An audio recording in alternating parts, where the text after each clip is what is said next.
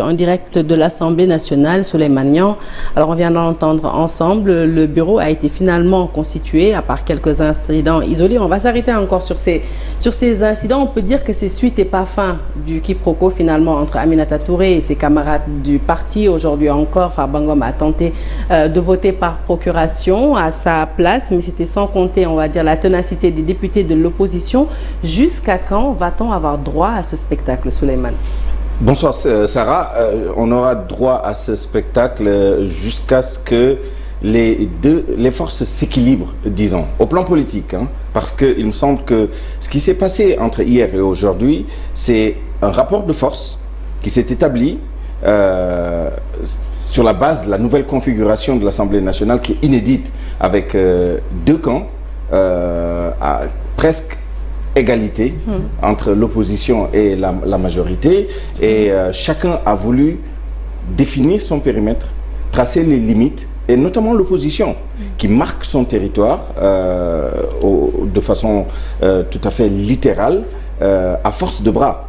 C'est la force des arguments qui a cédé la place à l'argument de la force. Mais vous avez remarqué qu'entre hier et aujourd'hui, la sérénité s'est installée progressivement, comme s'il y avait un effet d'apprentissage pour les nouveaux députés, les nouveaux élus qui n'ont pas l'habitude et qui se cherchent, qui s'installent progressivement et qui s'habituent à la solennité, à toute la lourdeur de la tâche qui leur est confiée. Alors, je pense que cela va continuer aussi tant que nous avons ce camembert qui est la loi organique portant le règlement intérieur de l'Assemblée nationale. Quoi qu'en disent les exégètes plus ou moins partisans d'ailleurs, ce texte quand même mériterait d'être mis à jour, parce que, vous l'avez vu, les gens se sont engouffrés dans toutes les failles qu'il y a dans ce texte. Personne ne sait qui a raison sur la question des incompatibilités, personne ne sait qui a raison sur la question de la délégation de vote. Est-ce que Mimi Touré a un droit de rétraction après avoir donner sa procuration, signer sa procuration? Dans quelles conditions peut-elle se rétracter? Est-ce qu'elle doit le faire oralement? Est-ce qu'elle doit l'écrire? Est-ce que la signature électronique fait foi? Est-ce qu'elle peut écrire par voie électronique et se rétracter ou retirer le mandat qui a été donné à un de ses collègues de sa majorité? Et tout ça, l'enjeu est extrêmement important.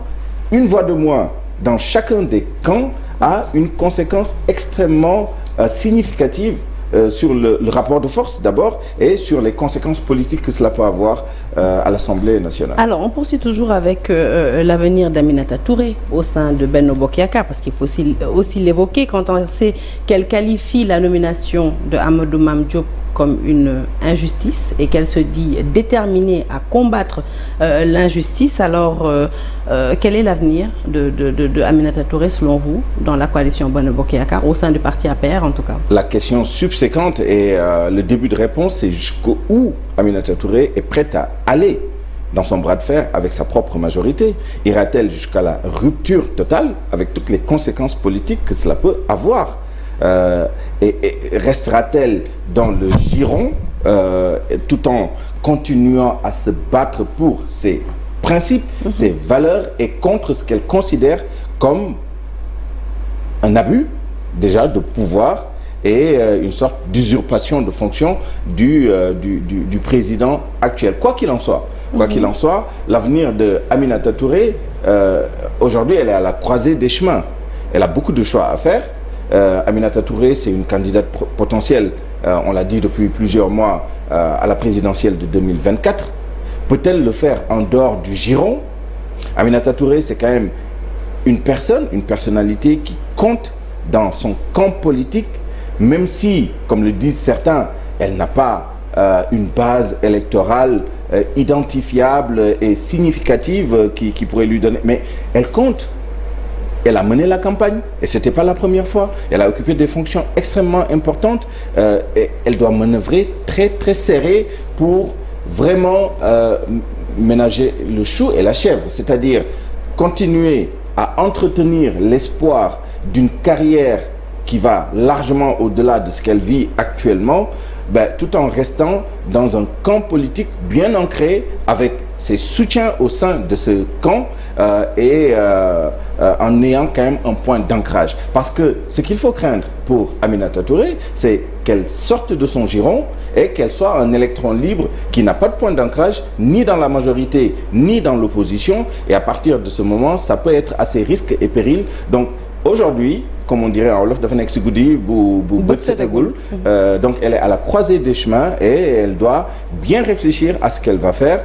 En attendant, elle peut capitaliser sur la victimisation, peut-être pas capitaliser, mais elle peut bien manœuvrer pour tirer les gains de la victimisation habituelle par lesquelles passent les autorités politiques qui ont un destin en général national. On l'a vu avec d'autres personnalités qui ont dû manger leur pain noir avant d'avoir de tirer un peu les marrons du feu. Est-ce qu'elle va tenter d'avoir cette démarche? J'ai pas de conseil à lui donner, mais bien évidemment, c'est une option qui est sur la table. L'autre option étant de couper les amarres, comme on dit, et de tenter sa chance en sachant que d'ici 2024, il reste très peu de temps relativement à l'échelle historique de notre histoire politique nationale. Alors, dernière question, vous l'avez dit tout à l'heure, la sérénité semble revenir au niveau de l'hémicycle et heureusement, on espère qu'elle va revenir cette sérénité parce que les Sénégalais ont assisté hier, mais vraiment déçus, consternés par la tension qui a prévalu lors de cette rentrée de la 14e législature. À ce rythme, quand on sait les caractères assez trempés qu'il y a de part et d'autre, des députés qui ne rechignent pas à se regarder vraiment en chien de faïence, on pourrait quand même se poser la question à savoir à ce rythme où est-ce qu'on va, surtout qu'on sait que dans quelques 2 semaines il y a quand même des échéances assez importantes, à savoir par exemple le vote de la loi des finances qui s'achemine. Exactement, parce que la session unique ordinaire s'ouvre dans la première quinzaine du mois d'octobre pour se terminer dans la deuxième quinzaine du mois de juin de l'année N+1. Dès qu'on ouvre la session ordinaire, on va attaquer dans la foulée le vote de la loi des finances qui doit être déposé au plus tard le premier jour, sauf cas exceptionnel. Mais et à partir de ce moment, vous voyez le marathon que c'est. Les députés ont 2 mois durant lesquels ils vont examiner le budget ministère par ministère et, en l'occurrence, programme, etc., et en commission et en plénière. Vous imaginez-vous une Assemblée nationale qui continue à se crêper les chignons entre les députés sur cette durée-là? Ça va être impossible. Je pense qu'on n'en prend pas le chemin. La sagesse va prévaloir. Les responsables qui viennent d'être élus, qui vont constituer le bureau, et les autres qui vont être élus et qui vont intégrer la conférence des présidents et tous les autres organes qui seront mis en place contribueront à ramener le calme au sein de l'hémicycle. C'est pas nouveau ce qui se passe. Ça n'a jamais eu autant de retentissement. Ces proportions ont rarement été atteintes, ça c'est d'une part, et jamais on a eu une telle spécialisation. Vous rendez-vous compte, quand vous regardez la scénographie un peu de ce qui se passe, vous avez des députés qui sont spécialisés dans les activités physiques, qui sont encadrés, comme qui dirait, par des maîtres d'œuvre qui sont là, qui les aiguillonnent vers tel ou tel acte. Vous avez des femmes qui se spécialisent dans des joutes verbales avec plus ou moins de tenue dans les propos. Et cela, c'est ça le danger. C'est-à-dire, vous avez une perdition. Chaque député, il n'y a pas de... Alors, la loi est très claire. Tout mandat impératif est nul.